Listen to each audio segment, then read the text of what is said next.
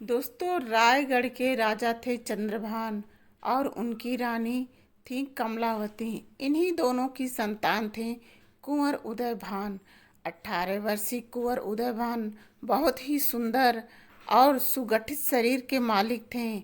उनको जो कोई देखता देखता ही रह जाता। उन अपने माता पिता के बहुत ही लाडले थे। इनके माता पिता कभी भी इन्हें किसी भी दुख का सामना नहीं करवाया। जो भी मांगते उनकी इच्छा पूरी हो जाती। कुंवर थोड़ा जिद्दी स्वभाव के भी थे, लेकिन उनके अंदर अभी भी एक अल्हड़पन था।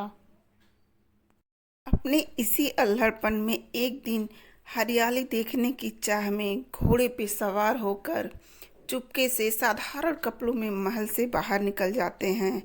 और वह कुछ दूर जाते हैं, तभी उन्हें एक हिरन दिखाई दिया, जिसका पीछा करते करते वह अपने राज्य से दूर निकल गए। अब सूरज छिप रहा था और हिरण भी आंखों से ओझल हो गया। शाम हो गई। कुंवर भूख प्यास से बेहाल हो गए थे। तभी उनके कानों में कुछ युवतियों के हंसने और बोलने की आवाज़ सुनाई पड़ती है। वो आवाज़ की तरफ चल देते हैं और देखते हैं कि कुछ युवतियां झूला झूल रही थीं और आपस में हंसी मजाक कर रही थीं। कुंवर के सामने आते ही सब चौंक गईं और पूछने लगीं, कौन हो तुम? यहाँ से चले जाओ। कुंवर ने कहा, इतनी बेरुखी मत कीजिए, मुझे आज रात का आसरा दीजिए, सुबह होते ही मैं यहाँ से चला जाऊंगा। तभी उसमें से एक युवती ने बोला, ठीक है, हम गुरु माता से पूछकर बताएंगे। हम सब युवतियाँ यहाँ पास के आश्रम में शिक्षा ग्रहण करती हैं। जब युवतियों ने गुरु माता को उस अजनबी के बारे में बताया तो गुरु माता बोली, ठीक है, आश्रम के बाहर ही उनके रुकने की व्यवस्था कर दो। जिस युवती ने कुंवर से बात की थी वह बहुत ही सुंदर थी। सभी युवतियों में वह कुंवर के मन को भा गई थी। वह युवती थी केतकी। कुंवर के भोजन पानी की सारी व्यवस्था की गई। इधर कुछ प्रहर रात का बीता तो केतकी अपनी सखी लीला से कहती है, हे लीला, यह युवक मेरे मन को भा गया है, चलो इसका परिचय पूछते हैं। दोनों कुंवर से मिलने जाती हैं और वहां पहुंच के केतकी बोलती है, हमने आपको आसरा दिया है, लेकिन आपने अपना परिचय हमको नहीं दिया। कृपया करके आप अपना परिचय बताइए। इस पर कुंवर बोलते हैं, मैं रायगढ़ के राजा चंद्रभान और कमलावती का पुत्र कुंवर उदयभान हूँ। मैंने तो अपना परिचय दे दिया, अब आप लोग अपना परिचय दीजिए। केतकी बोली, मैं विजयगढ़ के राजा जयप्रकाश सिंह और उनकी रानी कामलता की बेटी राजकुमारी केतकी हूँ, और जो मेरे साथ में है ये मेरी सखी लीला है। कुछ बातें करने के बाद केतकी सीधे मुद्दे पे आ जाती हैं। वो बोलती हैं कि कुंवर, आप मुझे बहुत ही पसंद हैं। हमारा राज्य भी एक दूसरे का पड़ोसी राज्य है। अगर हम लोगों का विवाह हो जाए तो राज्य एक हो जाएगा। कुंवर की तो जैसे मानो मुराद ही पूरी हो गई। वह बोला, चाहता तो मैं भी यही हूँ। से जानने के बाद मैं अपने माता पिता से बात करूँगा। केतकी बोली, आप कुछ सबूत दीजिए जिससे मुझे विश्वास हो सके कि कुमारी। केतकी को विश्वास दिलाने के लिए कुंवर ने तुरंत अपने हाथ से अपनी अंगूठी निकाली और केतकी को दे दिया। बोले, ये रहा सबूत। ये अंगूठी इस बात का सबूत है कि मैं आपसे मिला था। उसके बाद केतकी ने भी अपनी अंगूठी उतार के कुंवर उदयभान को दे दिया। बोली, ठीक है, मेरी तरफ से भी यह सबूत है। ये अंगूठी हम लोगों को याद दिलाती रहेगी कि हम एक दूसरे से मिले थे। इसके बाद राजकुमारी और लीला दोनों सोने चली जाती हैं। इधर सुबह होने पे सुबह उठकर कुंवर अपने राज्य की ओर चले गए। इधर राजकुमारी केतकी भी अपने राज्य पहुंच गई थी। वह राजा रानी की इकलौती संतान थी। राजा का कोई भी पुत्र नहीं था, इसलिए वह बहुत ही अपने माँ बाप की लाडली थी। आजकल वह कुछ बूझी बूझी सी रहने लगी थी। रानी कुछ पूछती तो वो कुछ भी जवाब नहीं देती थी। उधर कुंवर उदय भान का भी यही हालत था। वो ना ढंग से खाते पीते और न ही उनका कहीं मन लगता। जब राजा रानी को यह बात पता चली तो वो दौड़ते हुए अपने बेटे के पास आए और कुंवर उदय भान से पूछे, बताओ बेटा, तुम्हें क्या दुख है? ऐसी कौन सी चीज़ है जो तुमको इतना परेशान कर रही है? तब कुंवर ने अपने पिता को राजकुमारी केतकी के बारे में बताते हुए कहा कि पिताजी, अब केतकी ही हमारी जिंदगी है। आगे का जो फैसला आप करेंगे वो हमको मंजूर होगा। और उसने राजकुमारी केतकी की वह अंगूठी भी दिखाई। राजा बोलते हैं, बेटा, विजयगढ़ से हमारा रिश्ता अच्छा तो नहीं है, लेकिन तुम्हारे लिए मैं मैत्री संबंध भेजूंगा। तुम्हारे दुल्हन तुम्हें देकर रहूंगा, चाहे प्यार से या तलवार की धार से। उधर जब केतकी की माँ बार बार केतकी से पूछती कि तुम उदास क्यों हो, तो केतकी अपने मन का सारा हाल अपनी माँ से बता देती है। उसकी माँ को जब पता चलता है कि वह राजकुमार रायगढ़ का है तो वह राजा को बताने से इनकार कर देती है और कहती है कि अपने पिता से मत कहना, वह तुम्हें सब कुछ दे सकते हैं लेकिन रायगढ़ के राजकुमार को नहीं। उधर राजा चंद्रभान शुभ घड़ी देख करके अपने बेटे की खुशी के लिए एक ब्राह्मण के हाथों विजयगढ़ रिश्ता लेके भेजते हैं। ब्राह्मण राजा जयप्रकाश के दरबार में पहुंचकर जैसे ही रिश्ते की बात करता है, वैसे ही राजा ब्राह्मण के गले पे तलवार रख देते हैं और बोलता है कि आपकी हिम्मत कैसे हुई ऐसे बात करने की, रायगढ़ का रिश्ता लाने का? अगर ब्राह्मण हत्या का भय नहीं होता तो अभी तुरंत आपका सर धड़ से मैं अलग कर देता। रायगढ़ वाले तो हमारी बराबरी के नहीं हैं। वह हमसे नीच कुल के हैं। वह हमारी बराबरी क्या करेंगे? हम अपनी बेटी कभी उनको नहीं देंगे। वो हमारे बाप दादा के आगे कभी घुटने टेका करते थे। अब वह बहुत आगे ही क्यों न बढ़ गए हों, लेकिन ये रिश्ता कभी भी नहीं हो सकता। ऐसा कहते हुए राजा ने ब्राह्मण को काल कोठरी में कैद करा दिया। उधर जब राजा चंद्रभान को ब्राह्मण के व्यवहार के बारे में पता चलता है कि उसके साथ किस प्रकार का व्यवहार किया गया है, वह क्रोध से भर जाते हैं और तुरंत आक्रमण का आदेश दे देते हैं। विजयगढ़ और रायगढ़ दोनों राज्यों में युद्ध छिड़ जाता है। उधर जब राजकुमारी देखती हैं कि दोनों राज्यों के बीच युद्ध छिड़ गया है तो वो सोचने लगती हैं, यह कैसी चाहत है जो प्यार की जगह लहू बरसा रहा है। हम दोनों एक दूसरे से बात करने के लिए तरस जा रहे हैं। उधर कुंवर ने भी चुपके से यह संदेश भिजवाया कि यह लोग नहीं मानेंगे, चलो हम दोनों कहीं दूर दूसरे देश में भाग चलते हैं। संदेश पढ़ के राजकुमारी केतकी उसी गुप्तचर के हाथों संदेश लिख के कुंवर के पास भेजती है। राजकुमारी केतकी लिखती हैं, ऐ मेरे दिल के चाहने वाले, अब अगर तू कहे तो मैं अपनी जान भी दे दूं, लेकिन यह भागने की बात सही नहीं है।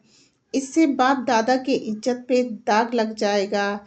इससे आगे कोई भी अपनी बेटी पर विश्वास नहीं करेगा। इसलिए मेरे मन की देवता, मुझे माफ कर देना, मैं ऐसा नहीं कर सकती। उधर युद्ध के मैदान में राजा चंद्रभान की सेना बहुत ही बड़ी थी। उसका सामना विजयगढ़ के राजा जयप्रकाश की सेना नहीं कर पा रही थी।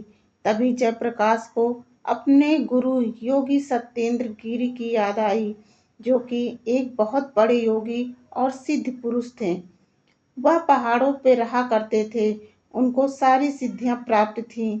उनके लिए कुछ भी असंभव नहीं था। वह एक पल में कहीं भी आ जा सकते थे।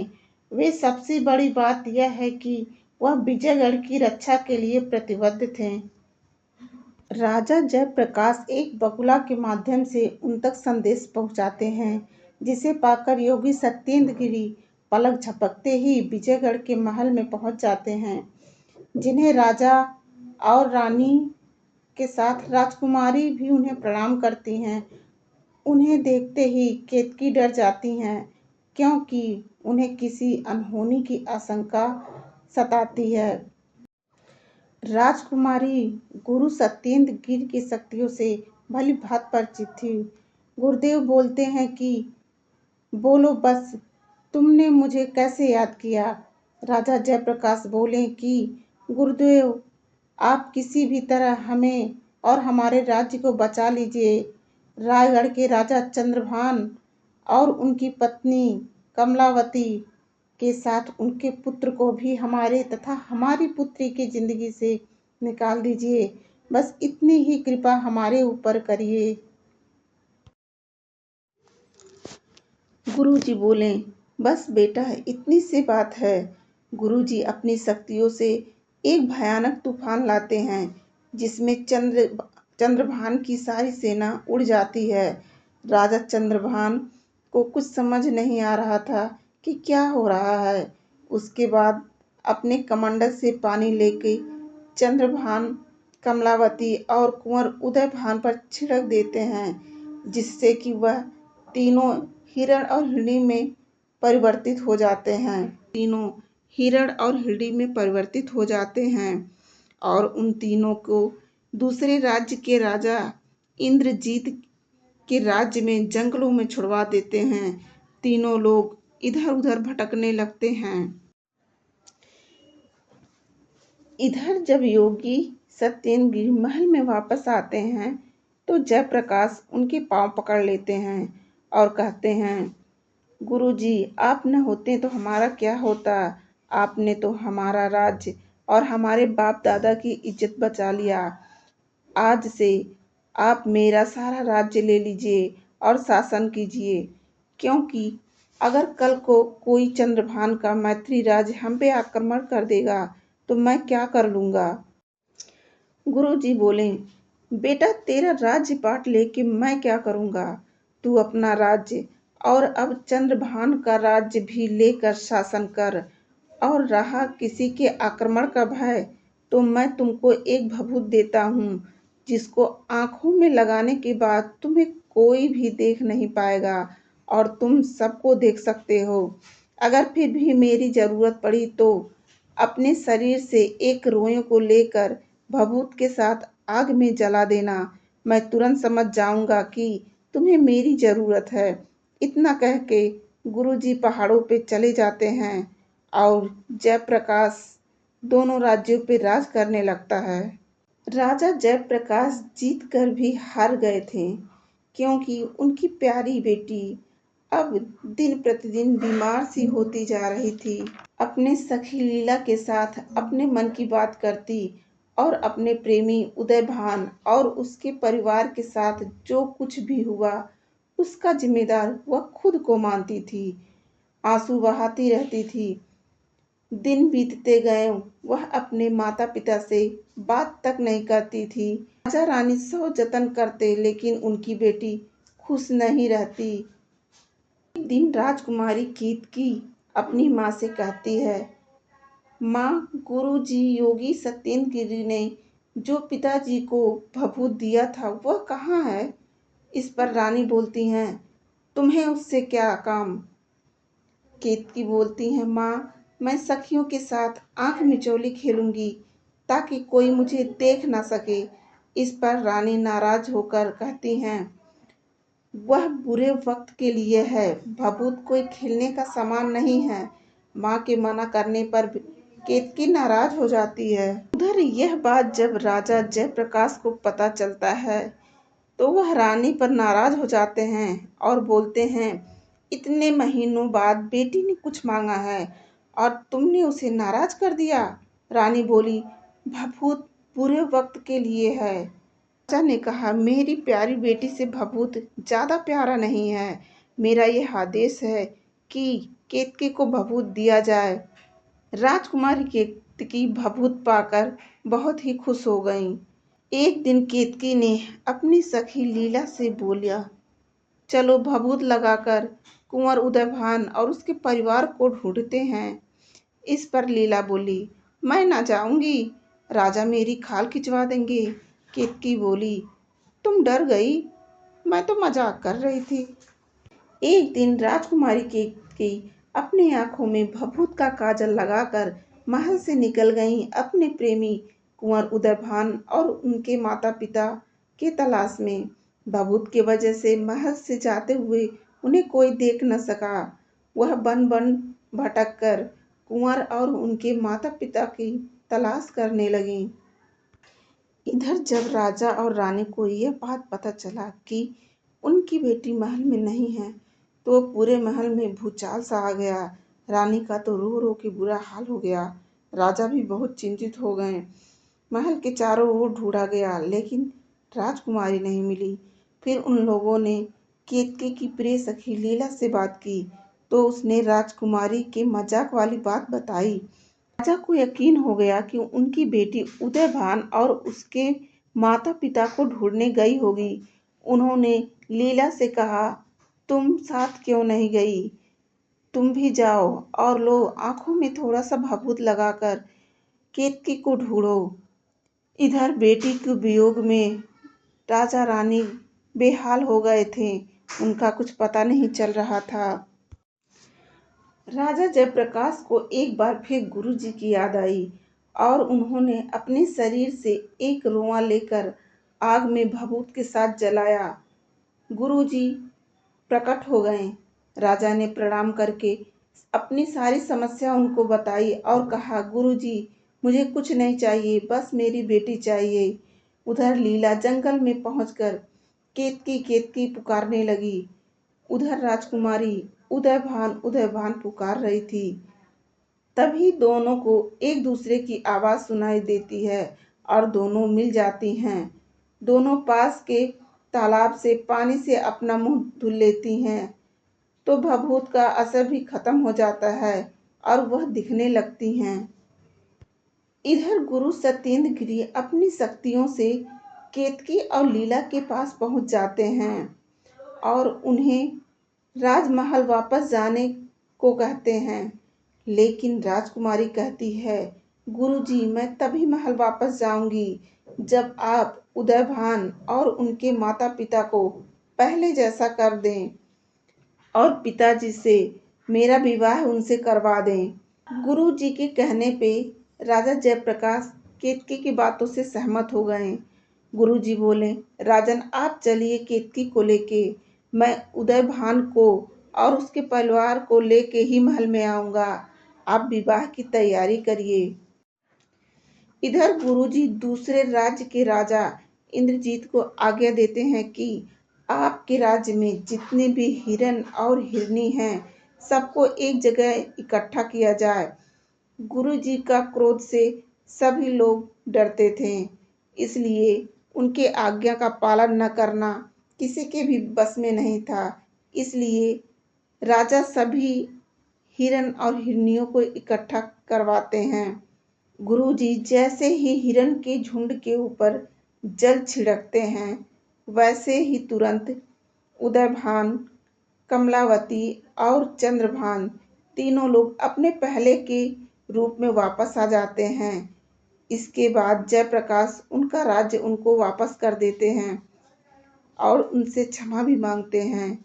फिर कुंवर और राजकुमारी केतकी का विवाह हो जाता है। गुरुजी अपना आशीर्वाद राजकुमार और राजकुमारी को देके वापस पहाड़ों पे चले जाते हैं।